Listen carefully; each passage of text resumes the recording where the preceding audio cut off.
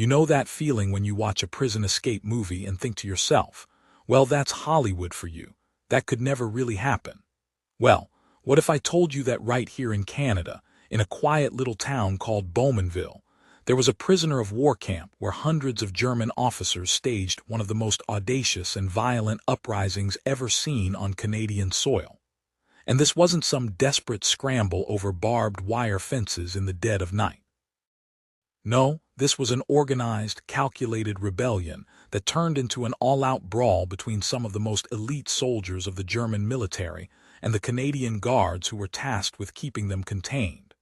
We're talking about fists flying, makeshift weapons, officers barricading themselves in buildings, and a standoff that shook the entire camp to its core. This is the story of the Battle of Bowmanville, and I guarantee you've never heard anything quite like it. October 10, 1942. The war in Europe is raging. Hitler's armies are pushing across the continent, and back home in Canada, far from the front lines, there's a place where hundreds of captured German officers are being held. Camp 30, they called it, but don't let that mundane name fool you.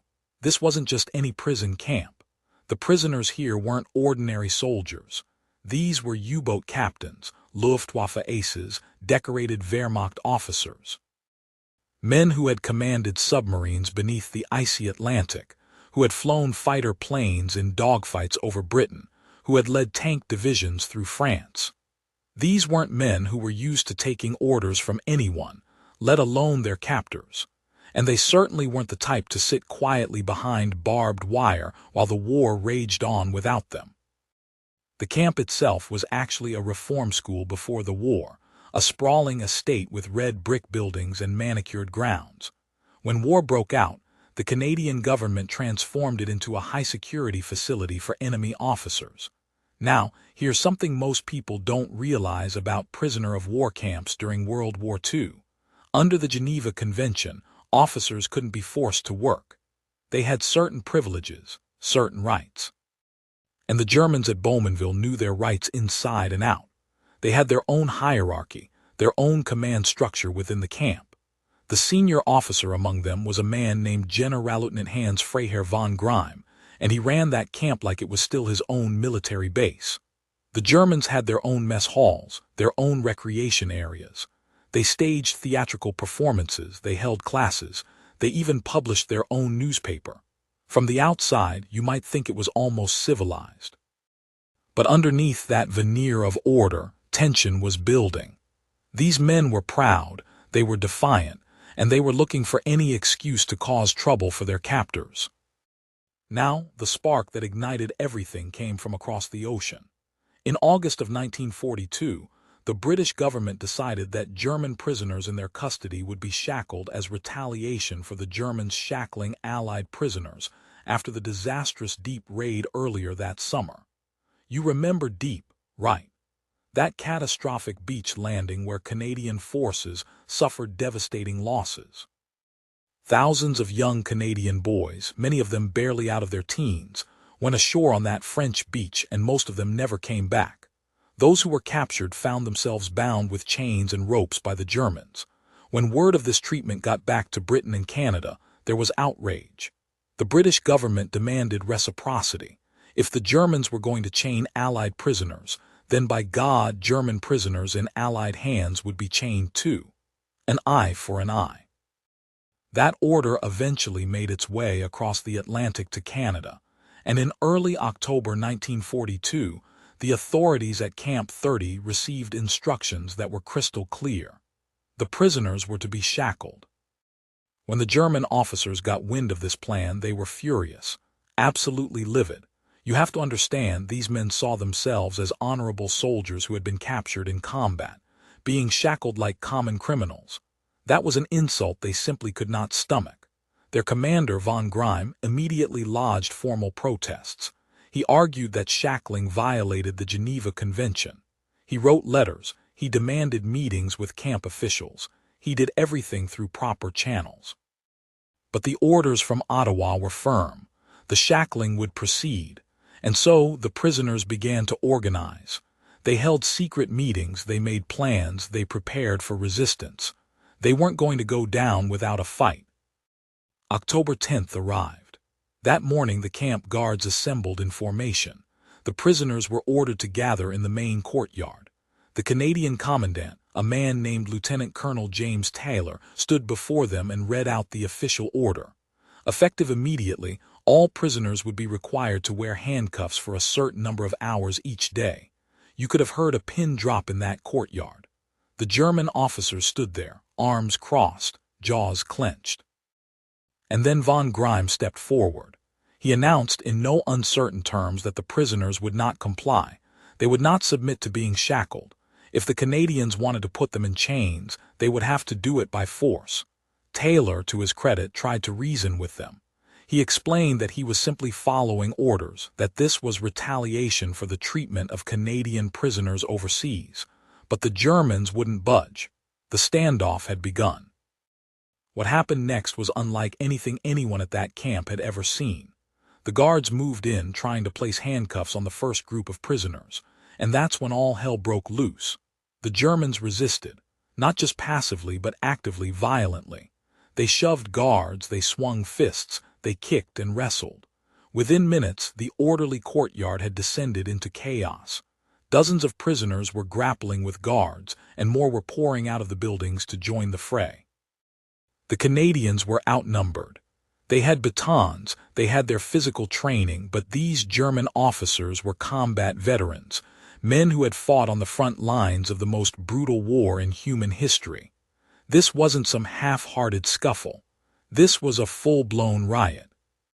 The guards managed to wrestle some of the prisoners into submission and slap handcuffs on them, but as soon as they did, other prisoners would swarm in and try to remove the cuffs. It was pandemonium. Punches were thrown, men were tackled to the ground, blood was spilled. The noise was deafening, shouting in German and English, the clatter of metal, the grunts and groans of men locked in hand-to-hand combat. Camp officials quickly realized they had a serious problem on their hands. They called for reinforcements. More guards were rushed in from the surrounding area, some of them armed with rifles now, because the situation was spiraling out of control. The prisoners, seeing that they were being overwhelmed, changed tactics. Groups of them broke away from the main melee and barricaded themselves inside the camp buildings. They shoved furniture against doors. They locked themselves in dormitories. They occupied key structures and refused to come out. The guards tried to force their way in, but the Germans had fortified their positions remarkably well. Doors were jammed shut, windows were blocked, and anyone who tried to breach the barricades was met with a hail of improvised projectiles. The prisoners threw anything they could get their hands on: chairs, books, plates, even chunks of broken furniture. One group of officers occupied the upper floors of a building and began hurling bricks down at the guards below. It was medieval, honestly, like a siege from centuries past, except this was happening in the middle of World War II in peaceful rural Ontario. Lieutenant Colonel Taylor found himself in an impossible position. He had orders to shackle the prisoners, but his men were getting injured trying to enforce those orders. The Germans, meanwhile, were absolutely relentless. They weren't just resisting, they were organized. They had leaders coordinating the defense. They had lookouts posted at windows. They even had medics tending to wounded prisoners in the barricaded buildings. This wasn't a spontaneous outburst of anger. This was a military operation. The prisoners had clearly been planning this for days, maybe weeks. They knew exactly what they were going to do when the shackling order came down. As the day wore on, the situation became more and more desperate. The guards managed to clear some of the buildings, dragging prisoners out one by one and forcing them into handcuffs. But the cost was high. Dozens of men on both sides were injured. Broken noses, black eyes, sprained wrists, cracked ribs. The camp infirmary was overflowing. And still, groups of prisoners held out, barricaded in pockets throughout the camp, refusing to surrender. Taylor called for even more reinforcements. Troops were brought in from nearby military bases. By evening, there were hundreds of Canadian soldiers surrounding the camp, many of them with fixed bayonets. The message was clear: this ends now. But the Germans weren't intimidated. In one of the buildings, a group of U-boat commanders had locked themselves in a recreation hall and were shouting defiance out the windows. They sang German military songs at the top of their lungs, they chanted slogans, they hurled insults at the guards below.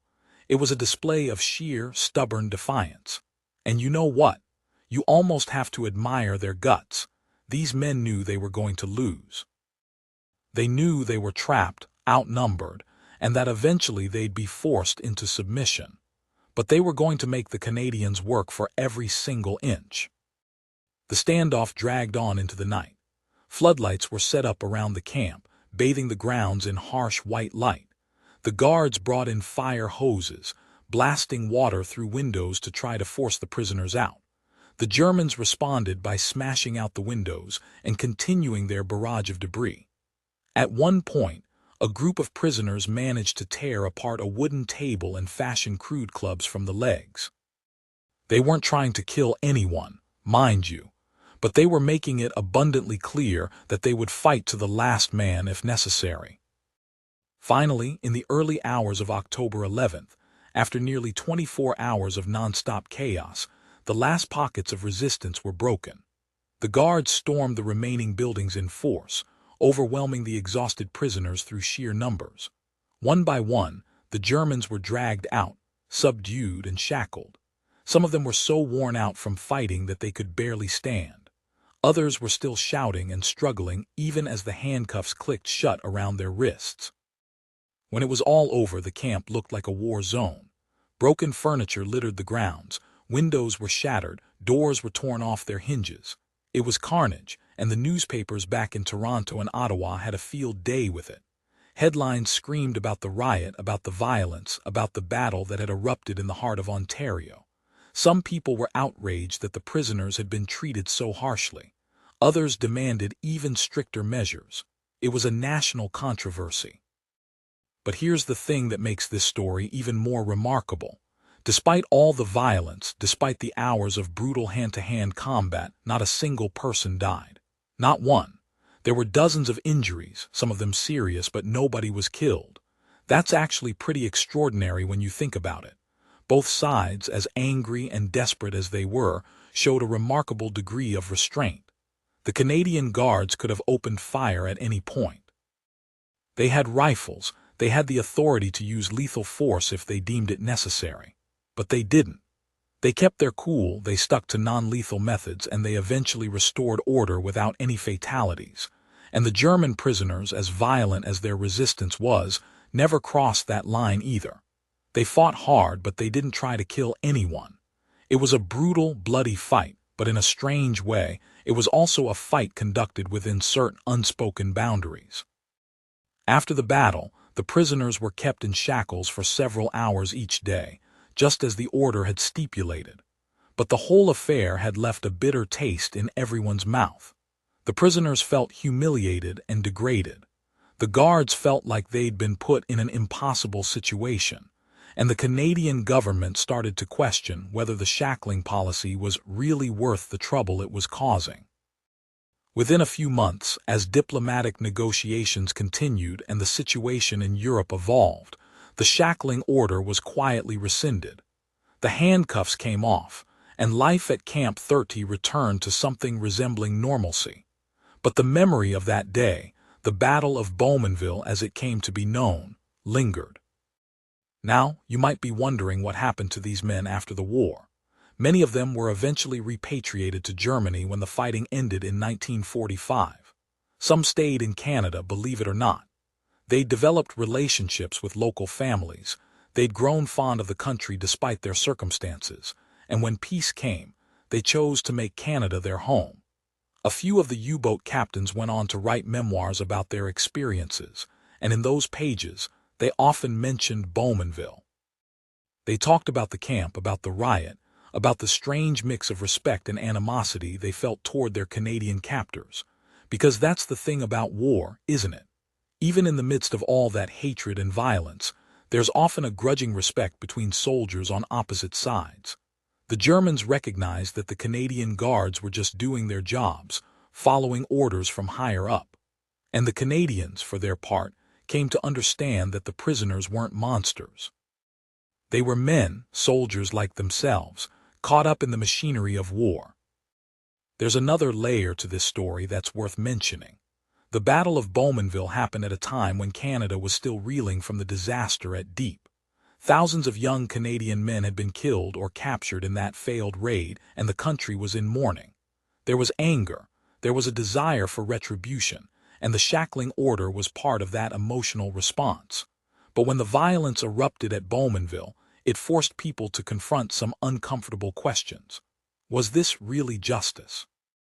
Was chaining up prisoners accomplishing anything other than creating more suffering? The whole episode became a kind of national reckoning about how Canada treated its enemies, and what values the country wanted to uphold even in the darkest hours of war. Camp 30 itself continued to operate for the remainder of the war, though there were never again any incidents on the scale of that October riot. After the war ended, the camp was closed, and the buildings eventually returned to their original purpose as a reform school. Today, the site has been repurposed again, and if you drive through Bowmanville now, you'd hardly know that one of the most dramatic episodes of World War II in Canada took place there. There are a few historical markers, some photographs in local museums, but otherwise the story has largely faded from public memory. And that's a shame, really, because it's a story that deserves to be remembered. What happened at Bowmanville wasn't just a riot or a brawl. It was a clash of pride, honor, and principle. The German officers believed they were defending their dignity as soldiers. The Canadian Guards believed they were upholding their duty and avenging their fallen comrades. Both sides were acting according to their own sense of what was right, and the result was an explosion of violence that shocked everyone involved. It's a reminder that war isn't just fought on battlefields with guns and tanks. It's also fought in the hearts and minds of individual men and women, in the choices they make, in the lines they're willing to cross or refuse to cross. There's something deeply human about the Battle of Bowmanville. These weren't faceless enemies shooting at each other from a distance. These were men locked in close combat, grappling hand to hand, looking into each other's eyes as they struggled. And yet, even in that most primal and violent of situations, there was restraint. There was a recognition, however faint, of shared humanity. The guards didn't shoot the prisoners. The prisoners didn't try to kill the guards. It was war, yes, but it was war with limits, war with boundaries, war tempered by a sense of decency that somehow survived even the most chaotic and brutal circumstances. So why does this story matter now, more than 80 years later? Well, for one thing, it's a piece of Canadian history that most people have never heard about. We learn about the big battles, the famous generals, the turning points of the war, but we rarely hear about these smaller, stranger episodes that reveal so much about the human side of conflict. The Battle of Bowmanville shows us that history isn't just made by presidents and prime ministers. It's made by ordinary people, soldiers and guards and prisoners, all trying to navigate impossible situations with whatever courage and wisdom they can muster. It also reminds us that even in war, choices matter. The Canadian Guards could have responded with overwhelming lethal force. They could have shot prisoners, they could have caused a bloodbath, but they didn't. They chose restraint. The German prisoners could have escalated the violence to even more dangerous levels. They could have fashioned more lethal weapons, they could have gone for broke, but they didn't. They fought hard, but they stayed within certain bounds. Both sides made choices that, in the end, prevented a tragedy from becoming an outright catastrophe. And there's something inspiring about that, don't you think? In a world that often seems to be tearing itself apart, where we're constantly bombarded with stories of hatred and division and violence, it's worth remembering that even in the middle of the most brutal war in human history, men on opposite sides found ways to maintain their humanity. They fought, yes. They clashed violently, yes. But they also recognized that there were limits, that some lines shouldn't be crossed, that even enemies deserve a measure of respect. The Battle of Bowmanville is a story of conflict, but it's also a story of restraint. It's a story of pride and defiance, but also of duty and honor. It's a story that happened in a quiet corner of Canada during a time of global upheaval, and yet it speaks to something universal about the human experience.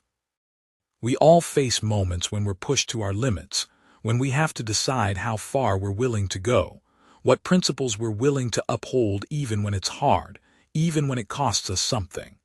The men at Bowmanville faced that choice, and in their own flawed, complicated way, they chose honor over hatred.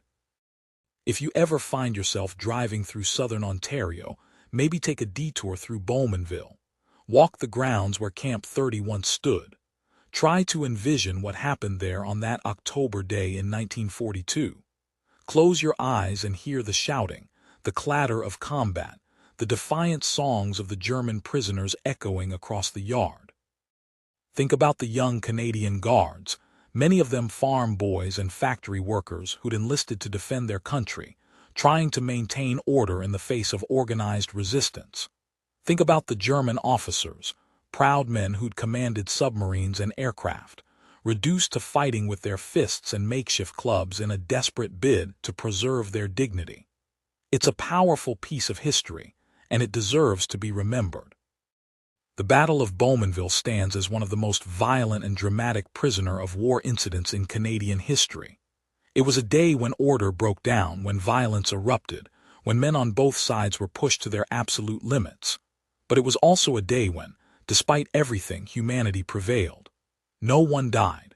No one was executed. And when the dust settled, both sides could look at each other and recognize, perhaps grudgingly, that they'd all been doing what they believed was right. That's war in all its terrible complexity. That's history in all its messy, human reality. And that's why the story of Bowmanville, as brutal and shocking as it is, ultimately gives us hope. Because if men in the middle of World War II, in the heat of combat surrounded by hatred and bloodshed, could still choose restraint, still choose humanity, then maybe there's hope for the rest of us too.